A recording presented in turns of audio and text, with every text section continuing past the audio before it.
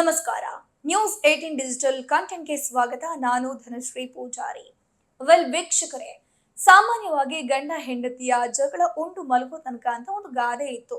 ಅದೀಗ ಆ ಕಾಲದ ಗಾದೆ ಆ ಕಾಲಕ್ಕಾಗಿ ಹೋಗಿದೆ. ಯಾಕಂದ್ರೆ ಈಗಿನ ಗಂಡ ಹೆಂಡತಿಯ ಜಗಳ ಏನಿದೆ ಕೊಲೆಯಲ್ಲೇ ಅಂತ್ಯವಾಗೋದು ಅನ್ನುವಂಥದ್ದು ಪದೇ ಪದೇ ಪ್ರೂವ್ ಆಗ್ತಾ ಇದೆ. ನಾವೀಗ ಕಣ್ಣಾರೆ ತುಂಬಾ ಎಕ್ಸಾಂಪಲ್ಸ್ ಗಳನ್ನ ನಾವು ನೋಡ್ತಾ ಇದೀವಿ.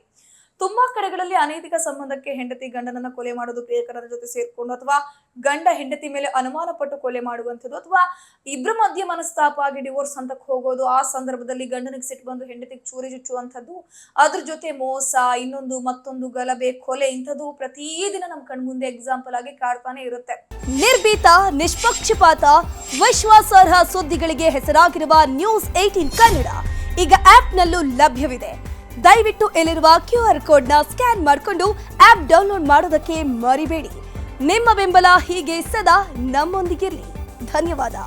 ಚಿಕ್ಕ ಚಿಕ್ಕ ವಿಚಾರಕ್ಕೂ ಕೂಡ ಗಂಡ ಹೆಂಡತಿ ಮಧ್ಯೆ ಗಲಾಟೆ ಆಗುವಂಥದ್ದು ನೀವು ದಿನಪ್ರತಿ ನೋಡ್ತಾ ಇದೀವಿ.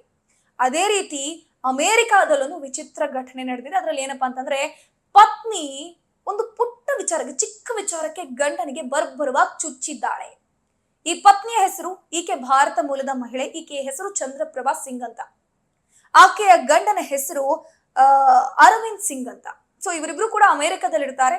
ಈಕೆ ಚಂದ್ರಪ್ರಭಾ ಸಿಂಗ್ ಏನಿದ್ದಾರೆ, ಶಿಕ್ಷಕರಿಗೆ ಸಹಾಯಕರಾಗಿ ಅಮೆರಿಕದ ಒಂದು ಶಾಲೆಯಲ್ಲಿ ಕೆಲಸವನ್ನ ಮಾಡ್ತಾ ಇರ್ತಾಳೆ. ಸೊ ಅವರು ಇದ್ದಿದ್ದು ಉತ್ತರ ಕೊರೋಲಿಯಾದ ಚಾರ್ಲೋಟ್ ವ್ಯಾಲೆಂಟೈನ್ ಅನ್ನುವ ಪ್ರದೇಶದಲ್ಲಿ ಇವರಿದ್ದಿದ್ದು ಗಮನಿಸ್ತಾ ಇರಬಹುದು. ಅಮೆರಿಕದಲ್ಲಿ ಆಗಿರುವಂತಹ ಘಟನೆ, ಭಾರತ ಮೂಲದ ಮಹಿಳೆ ತನ್ನ ಪತಿಗೆ ಚುಚ್ಚಿರುವಂತದ್ದು.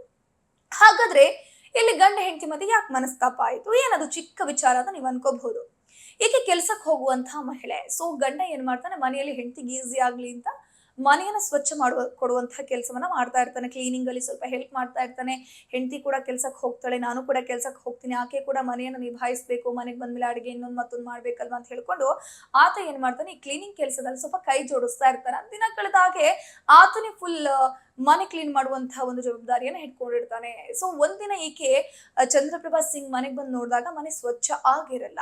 ಸೊ ಇವರಿಬ್ರು ಮಧ್ಯೆ ವಾದ ಪ್ರತಿವಾದ, ಜಗಳ, ಮತ್ತೊಂದು ಮಗದೊಂದು ಶುರುವಾಗುತ್ತೆ. ಶುರು ಆದಂತಹ ಸಂದರ್ಭದಲ್ಲಿ ಏನಾಗುತ್ತೆ, ನೀನು ಸರಿಯಾಗಿ ಮನೆ ಕ್ಲೀನ್ ಮಾಡಿಲ್ಲ ಅನ್ನೋಂತಹ ಕಾರಣವನ್ನ ಇಟ್ಕೊಂಡು ಈ ಚಂದ್ರಪ್ರಭಾ ಗಂಡನಿಗೆ ಚುಚ್ಚಿದ್ದಾಳೆ. ಬರೋಬ್ಬರಿ ತೀವ್ರ ರಕ್ತಸ್ರಾವ ಆಗುತ್ತೆ, ಕಂಪ್ಲೇಂಟ್ ಆಗುತ್ತೆ, ಪೊಲೀಸರು ಬರ್ತಾರೆ, ಆತನ್ನ ಇಮಿಡಿಯೇಟ್ ಆಗಿ ಆಸ್ಪತ್ರೆಗೆ ಅಡ್ಮಿಟ್ ಮಾಡ್ತಾರೆ. ಅಡ್ಮಿಟ್ ಮಾಡಿ ಆತ ಈಗ ಜೀವ ಉಳಿಸ್ಕೊಂಡಿದ್ದಾನೆ. ಸದ್ಯಕ್ಕೆ ಚಂದ್ರಪ್ರಭಾ ಜೈಲ್ನಲ್ಲಿ ಮುದ್ದೆ ಮುರಿತಾ ಇದ್ದಾರೆ. ಇತ್ತೀಚೆಗೆ ಗಮನಿಸಬಹುದು, ಇಂತಿಂತ ಪುಟ್ ಪುಟ್ ವಿಚಾರಕ್ಕೆ ಜಗಳ ಆಗ್ತಾ ಇದೆ ಅಂತಂದ್ರೆ ನಿಜಕ್ಕೂ ಇದು ವಿಪರ್ಯಾಸ ಅಂತಾನೆ ಹೇಳಬೇಕು.